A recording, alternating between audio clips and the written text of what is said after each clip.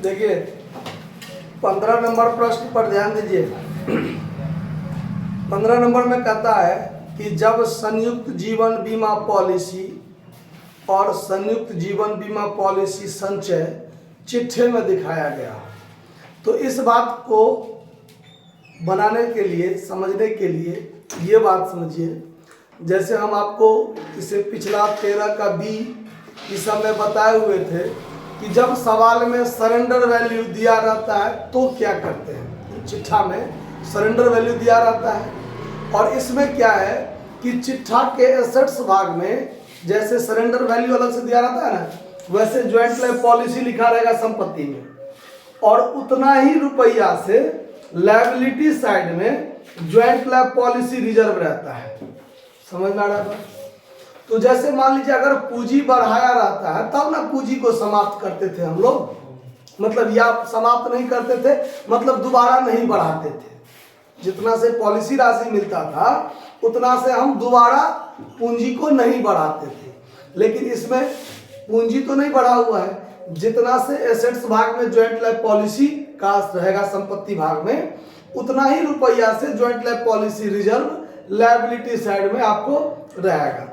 तो ऐसे कंडीशन में आप कौन कौन सा जर्नल एंट्री बनाइएगा उस पर ध्यान दीजिए। सवाल में जर्नल एंट्री बनाने के लिए नहीं कहता है, लेकिन हम आपको वो भी बता देते हैं, समझिए। तो सवाल में कहता है, पहले सवाल देख लीजिए कि एल, एम और एन लाभों को 2:1:1 के अनुपात में बांटते हुए साझेदार हैं। 31 दिसंबर 2021 को उनके आर्थिक चिट्ठा के दायित्व भाग में जो संयुक्त जीवन बीमा पॉलिसी संचय 36,000 से है, संपत्ति भाग में संयुक्त जीवन बीमा पॉलिसी भी 36,000 से दिखाया गया है।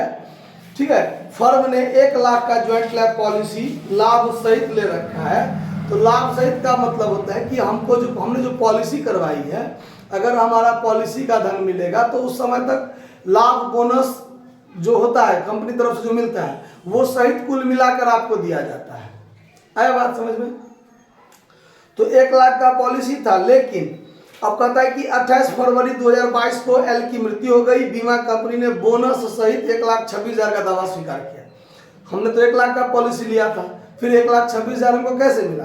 तो वो जितना का आपका बीमा होगा बीमित धन पर उतना समय का बोनस सहित आपको मिलता है। कंपनी की तरफ से लाभांश, बोनस, ब्याज ये सब कुछ दिया जाता है एग्रीमेंट के तहत। सर आया बात समझ में? तो अगर बोनस सहित दिया जाता है तब 1,26,000 इसको दावा स्वीकार किया गया है। तो सवाल तो हमारा 1,26,000 पर बनेगा, 1 लाख पर कोई चर्चा ही नहीं होगा। आया बात समझ में? अब देखिए, तो आपको इसमें जो सवाल बनाइएगा, तो सबसे पहले मान लीजिए हम आपको जर्नल एंट्री भी बता देते हैं। Journal entry in the books of firm.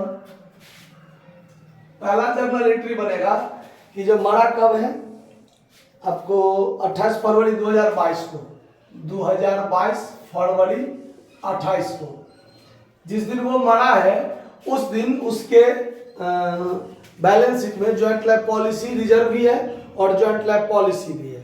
आया बात समझ में? तो ज्वाइंट लाइफ पॉलिसी रिजर्व को डेबिट करके खत्म करेंगे और ज्वाइंट लाइफ पॉलिसी को क्रेडिट करके समाप्त करेंगे, क्योंकि एसेट्स क्रेडिट से समाप्त और लायबिलिटी साइड का जो आइटम है वो डेबिट से समाप्त। तो यहाँ पर आप कीजिएगा joint life policy reserve account DR to joint life policy account. कितना रुपया से? 36,000 से ये भी समाप्त होगा और 36,000 से ये भी समाप्त होगा। ठीक है, उसके बाद सेम डेट में इंश्योरेंस कंपनी से insurance company account DR to joint life policy account. हमने जो 1 लाख की पॉलिसी ली थी वो हमको 1,26,000 रुपया बोनस सहित हमारा दावा स्वीकार किया गया है। तो इंश्योरेंस कंपनी से हमको 1,26,000 मिलेगा। तो यहाँ पर हम लिखेंगे 1,26,000, 1,26,000 रुपया। उसके बाद क्या होगा? उसके बाद सेम डेट में अब ये जो हमारा ज्वाइंट लाइफ पॉलिसी अकाउंट है उसका रुपया हम उस पर जो हमको फायदा होगा संपत्ति पर, उसको क्या करेंगे? हम उसको क्या करेंगे? आपस में बांट लेंगे। तो अब इसके लिए देखिए अब हम यहाँ पर जब हम ज्वाइंट लाइफ पॉलिसी अकाउंट खोलेंगे, ज्वाइंट लाइफ पॉलिसी अकाउंट खोलेंगे,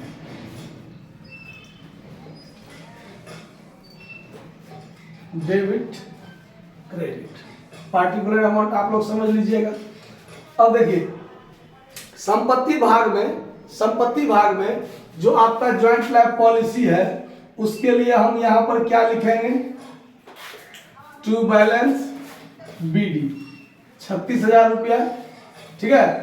उसके बाद क्रेडिट साइड में ये जो आपका ज्वाइंट लाइफ पॉलिसी और ये क्रेडिट में ज्वाइंट लाइफ पॉलिसी रिजर्व है, जर्नल से लेजर पोस्टिंग कीजिएगा तो by joint life policy reserve account कितना से हो जाएगा, 36,000 से।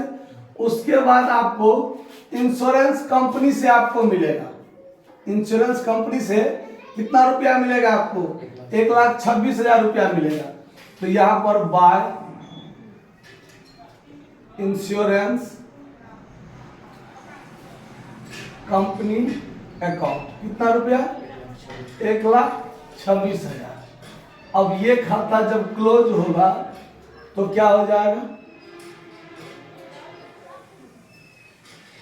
1,62,000, 1,62,000, यहाँ भी 1,62,000, 1,62,000 में से ये 36,000 घटेगा तो बाकी कितना बचेगा, 1,26,000 ही बचेगा, जो सभी साझेदार आपस में क्या कर लेंगे, बांट लेंगे। टू पार्टनर्स कैपिटल अकाउंट, ये एक तरह से उसका प्रॉफिट हो जाएगा, ABC, यही साझेदार है कि दूसरा कोई नाम है, LMN।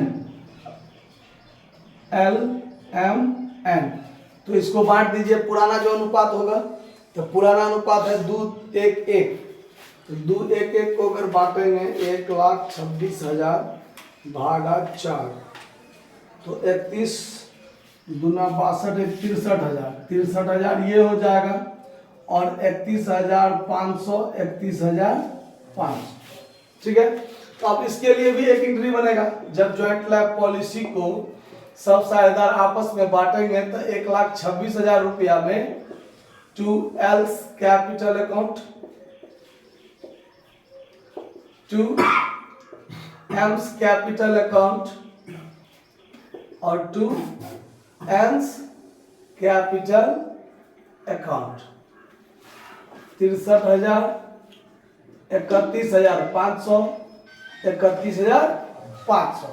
उसके बाद क्या करेंगे, तो joint life policy reserve account भी कहता है खोलने, रिजर्व अकाउंट कहता है खोलने, तो ये भी खोल दीजिए।